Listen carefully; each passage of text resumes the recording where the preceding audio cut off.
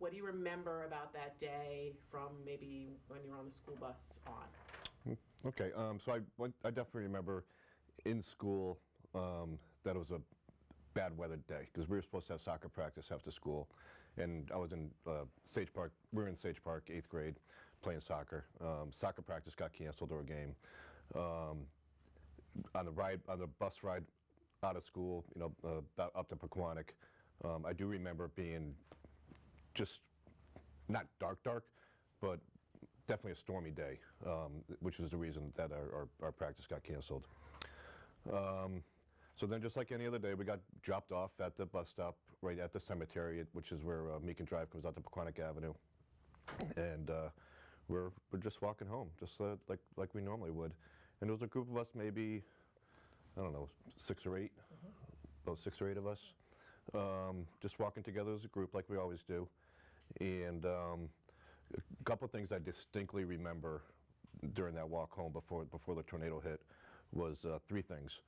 The sky, the color of the sky, the color of the clouds was unusual, and not something that I've seen before. Kind of hard to describe, but it was just weird. Second is the clouds were racing. They were moving very, very fast, screaming across the sky. And I remember that because this is going to sound weird, but it actually threw you off balance when you were walking. And that's how fast they were walking. That's how fast the clouds were moving. And thunder and lightning was happening at the exact same time, which is unusual. That doesn't happen. But I remember that because we were making fun of it. I remember John and I were like, "Ooh, thunder and lightning happening at the," we're pretending to be scared of it and pretending that it wasn't scaring us.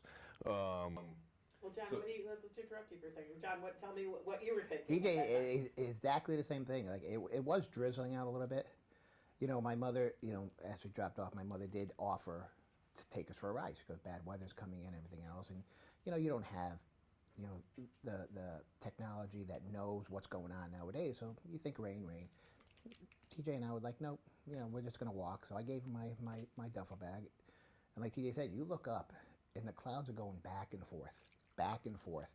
And we never saw that before. And they were different colors. I mean, you see like a reddish or greenish.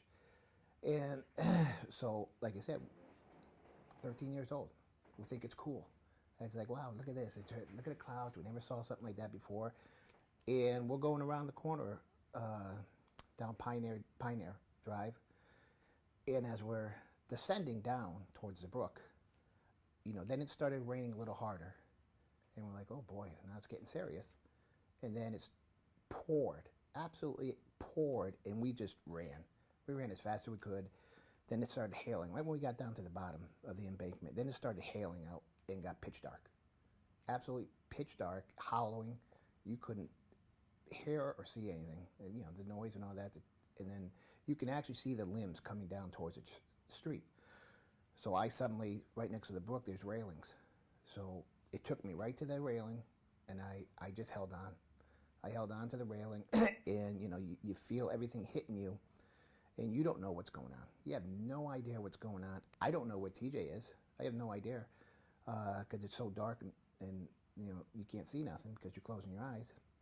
And then at that moment, it went by so quick that you're not even thinking. Then the wind started dying down just slightly. And I said, I got to get out of here. Like I said, I don't know if TJ took off or whatever. So there's a house right in the corner. I saw it, took my opportunity to go, and I took off towards the house.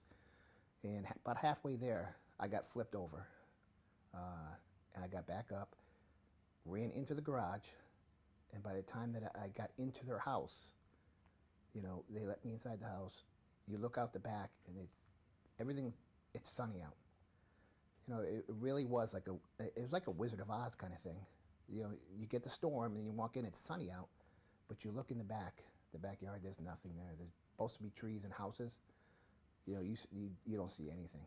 And then you realize really what just happened to you. And it's amazing.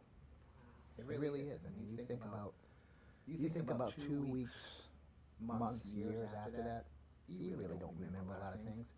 But just that minute and a half, 2 minutes, that moment, you don't forget. So TJ, tell me what your experience was. Now you're walking home. It starts to rain. Yep. What's your experience? Almost the exact same thing, word for word. When it started to rain, it was like, okay, now we're rushing a little bit more, and now we're not talking anymore. And yeah, the sky just opened up, just downpour, downpour, downpour, and everybody just sprinted, and it was like all for one, one for all. And so I'm just sprinting by myself down that area where the ravine is, and I look to my left, and there's a portion of a tree flying through the air, hits me, and when I go to fall down, and hits me and knocks me down, and when I land on the ground, I was carrying my gym bag for soccer, to have my soccer stuff in. I lost grip of it, and when I lost grip of it, the gym bag just took off up into the sky. So I'm down on the ground, and at that point, I'm injured. I crawl over to the wood railing and hang on for dear life. And I'm staring down at the ravine, and all the trees and everything were like blowing down like this, all in one direction. And it's just intensifying, intensifying, and intensifying. And I had no idea what's going on. And the scariest part was right at that moment, I actually felt to myself, this is only happening to me. And what is happening to me? And I was convinced I was dying. I was convinced that this is dying, because it's starting to get darker, it's starting to get very, very loud. And I'm thinking everybody else is just walking home on their, going home, and it's sunny where they are. And I'm thinking I'm in this dying situation. So I hung on and prayed. I honestly prayed, Hail Marys, Our Fathers, whatever it was, thinking I'm dying. And then it got pitch black. It got, the noise was incredible. And I couldn't move my head. I couldn't do anything. I was actually being pressed into that wood railing. And I just, this was it. I'm dying. This is what dying is. And but sure enough, it died down and started settling down, and it went away. And the sun came out, the rain stopped, the wind stopped, and I got up, and it was like a barren wasteland. All the houses around were just flattened. You see foundations. Now, there was actually a car right near me that had some kids in it that somebody was picked up from the bus stop. Everybody's just freaking out, crying, and wires are down. Obviously, everything's down. So I made my way home up the hill, and my mother said when she saw me, I was just, covered in debris and dirt and mud and soaked, right through to my skin. What did you see the tornado, or you didn't see a funnel? No. The thing is, tornado wasn't even part of our vocabulary back then. We didn't have them. We didn't have them. And so when the wind and everything was happening and the rain, it never occurred to me, oh, this could be a tornado, because it's just not part of our life or our language. And so no, I never even thought to look up or anything. It was just survive. Just You said kids. What do you know? What happened to them? Maybe 4 other kids. I think they all got in the cars. They did. Yeah. So you two were tough guys. Well, we sprinted. I mean, Once it started raining a little harder, we knew we had to run.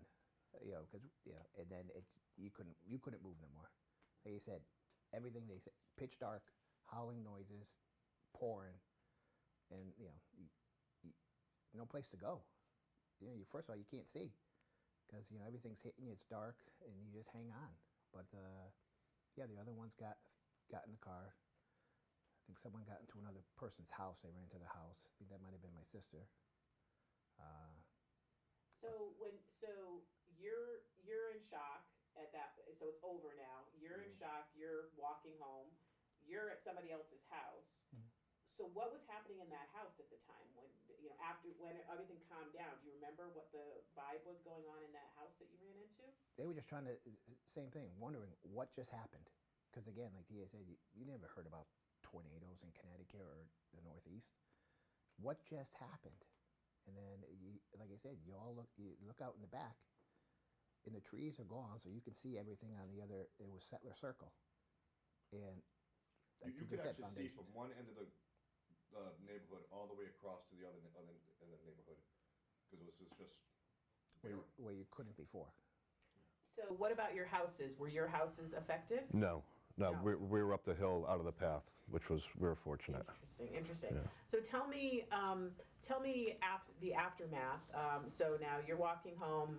You get home. You obviously walked home at some point. Mm-hmm. So what happened in the neighborhood? Maybe that night, that next day. Do you have memories of? Well, I went to the hospital. I think it was Griskowitz took me to the hospital. I first went to the fire station. That was like a Pequannock Fire Station was a medical area, I guess you could say. Got taken to the hospital, got brought back home that night, back to the fire station, and then Griskowitz drove me home. That's right. Griskowitz drove me home from the fire station back through the village to our house. And I remember when we were driving through, of course there was no lights or anything, so we're just using the car light. I'm looking around, I'm like, where are we? He was like, oh, we're on Hollowbrook Road. I'm like, Hollowbrook Road? No, this is not Hollowbrook Road. And he's like, yeah, it is. And I'm like, I didn't even recognize the place anymore. So what was your injury? My left leg and left arm were badly bruised. I was in a sling for a little while, but nothing broken, fortunately. Did you go to the hospital? I did not. No, I did not. But again, when I flipped over, I did hit my shoulder, and so again, a sling. They gave me a sling there, and no, like I said, the days after, whatever, you just walk around, and you're amazed of the destruction that this did. The other thing that amazed me afterwards, like the following week and weeks, was how everybody kind of came together, the whole neighborhood, and we all just like looked at each other a little bit differently. Like, you know, we're thankful to be alive, number one, and we survived it together, I guess you could say. So it actually brought us closer to a certain degree. And then you also have the Salvation Army there helping out people, Red Cross. I mean, every day the Salvation Army had like these trucks with food and everything for everybody. There was a curfew, obviously. So all that kind of stuff was different, weird, new to us, but kind of neat at the same time. So that leads me to the question of, tell me what kind of people were coming into your neighborhood? I mean, because we've heard of this great cleanup and other volunteers coming in. What was it like being in that neighborhood Yeah. with all these people coming in? Crazy.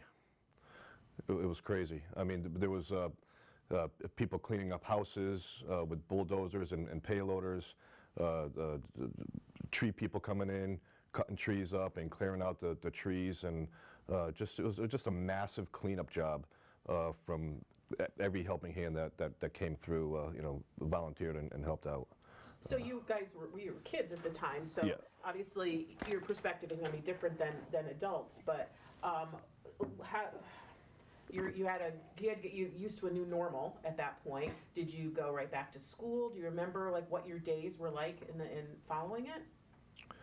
It happened on Wednesday, so we had no school through Friday. We went back to school on Monday, and yeah, it was just, I mean, a lot of questions, people asking, how are you, what happened, where were you, and, friends at school. So it was a little different in that capacity. But other than that, back in the neighborhood, it was just watching it get cleaned up, and then you got all the trailers, the camper trailers coming in for people to live in. It was just a sea of trailers, like a trailer park afterwards. So obviously, I'll ask you, John. Obviously, your friends and neighbors, some of them were in trailers. Did you get a chance to go into them? Did you see what those trailers were like inside? No, not really. No, not really. It was a lot Settler Circle that got those, but to go back on the school, like I said, you get to school, you're going through Windsor, and it just looks normal. And then when you're coming back home, you know what you're going to see. And it's like two different sides of town. And like TJ said, you got trucks coming in and out, electric company, everything. And it was just, it was, you know, this is the days that kids still played outside. Mhm. Did kids play outside after this, or was it just too weird in that neighborhood? No, we still did. Yeah. Yeah. And was it just, you just kind of got used to what it looked like, and that was... Yeah. Yep. Yeah, it was just, you still went on with what your daily things. You know, where we always played, you know, ball in the corner, on the street, you still did it. You know, you still moved on, but you realize how lucky you really are, and the other people. I mean, what was it, 3 people? Yeah. That passed. Yeah. And it, you know, I'm surprised not more. Did you know the Demkowskis, the family? The Knew of mother them. They had older kids. The name, yeah. My older brothers and sisters might have known him better than me, but. Yeah. We actually are going to be interviewing him. He's never spoken about it before. The one son that's still living, his brother died, so he said he wants to be a part of this because he's the only one that can tell the story. Yeah. Of that. So John, tell me about that picture that we see all over. Do you remember getting that picture taken? Yeah, I do, because like I said, the days after you walk around, and you know, I'm just walking around, and you got people, you got the news there, you got everybody there, and that's what they asked. They asked if, you know, was this your house and everything else. I said no, but they did ask me to sit down there so they could take a picture. So it does, in the article says, you know, John Cosgrove 13, sit in what used to be a house and everything else. So it was crazy. I mean, cameras all over the place, the news, because they're not used to this either. I mean, what a huge story. Absolutely. Let's see. What was your sense, again, you're kids here, so I get this, but what was your sense of what people needed the most in your neighborhood? You said like the Salvation Army came in, so were there some families that just needed everything? Like, were you aware that people lost everything? Could you, at your age, could you understand that? Yeah. I mean, because we saw it in a pile of it in their foundation.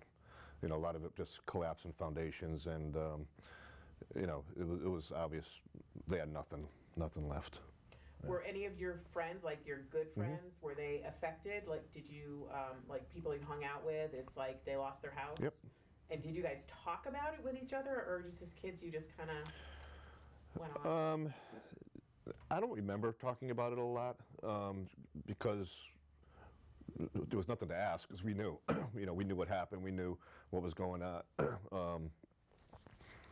You know, and then we saw the houses being rebuilt and you know, we developed back up. So yeah, we actually talk about it more now than we did back then. Like when we get together at a reunion or something like that, you know, we'll reminisce sometimes about every October 3rd we send an email out to each other. You know, The day. yeah. That's interesting. I would say, what do you think? You kind of touched upon it when you were talking about how your neighborhood came together, but if you had to say what maybe a lasting effect of the tornado itself had on your neighborhood, or maybe you personally, is there something that comes to mind about the tornado, and maybe to people? You want to go first? Or? No, nothing in particular. I mean, like I said, you never forget the moment of what happened that day, that minute and a half, 2 minutes, or whatever it was that, you know, from getting on the bus and going down there. But you go through the neighborhood now. My parents still live in there. TJ's does. And a lot of people do. A settler circle may be new to a lot of people, but you look at it and everything's, all the trees and everything else, it looks like it was just 40 years ago. The houses and everything else, it is amazing. And then, you know, it is amazing when you see storms come in now. You think about it all the time. I mean, when you look up, now you look up and you see the clouds and everything else, you kind of have a sense, you know, I've seen this before, this could get dangerous. And now you have the TVs and everything else telling you exactly what's happening, where it is. So you're prepared. You really are.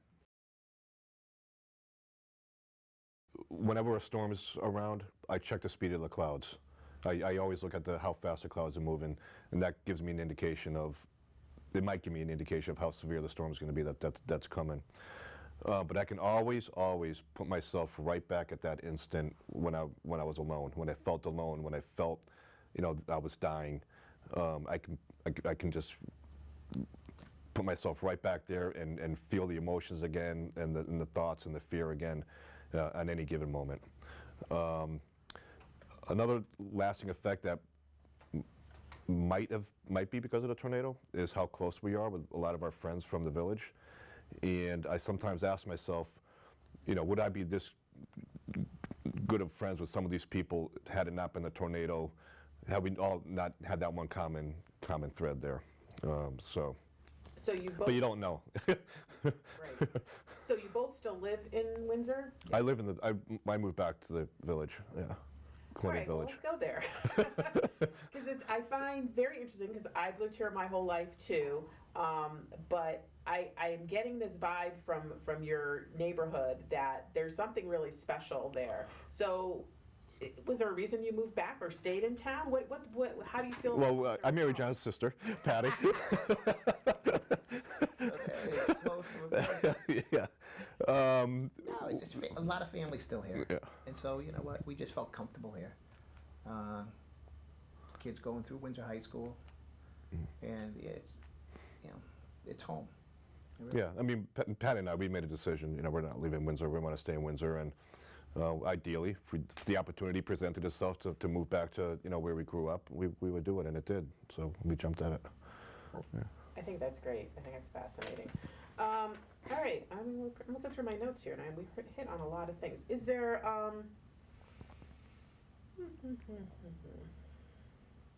is there anything? I guess is there anything that you want people to know, kind of about your experience that maybe we didn't touch on? Anything that I don't want to say takeaways, lessons learned, but is there anything that people have never gone through a tornado, people that maybe aren't from small community? I mean, we are a small community. What do you want people to know about this tornado and the fact that we're talking about it 40 years later? Why do you think that is? I think it's because it was a strange occurrence for Connecticut. The magnitude of it was massive for 1979 from a dollar standpoint of all the damage that took place. And I think the fact that there were so many survivors and people were just like right there in the middle of it makes it amazing and makes it something that's worth talking about for some weird reason. What do you think, John? Again, you listen to the warnings now. You're watching the news and everything else, and before you just, okay, well, it's a storm coming. Now you listen, and you listen to your parents too when they say get in the car. So we didn't get in the car. Yeah. Just a side thought. Have you ever been in any situation like that since? Any kind of hurricanes, any other kind of bad weather, earthquakes? Nothing like that, no, obviously. No. I mean, but you still have I did develop a fear of lightning storms and thunder and lightning storms and just rainstorms in general. Kind of keep it to myself, but. We've been hearing that a lot. We've been hearing people go either direction. Actually the Corbetts, who Dominique was saying that for about a year afterwards, whenever it would start to rain, she would take her cat and go sit in the closet. She was like, Yeah. she knew it was irrational, but she was like, I can't. Been through it. I can't. Yeah. She was thrown down the street. Yeah. So living near the airport, you get some of those big cargo planes taking off, and that deep rumble sound. If one of those is taken off during a thunderstorm, it has the same sound of a tornado coming its way. You know what I mean? And shortly after the tornado, maybe like a month or so, part of the Pequannock Community Church was still half standing, and one of the brick walls just fell over. I don't know if people remember this.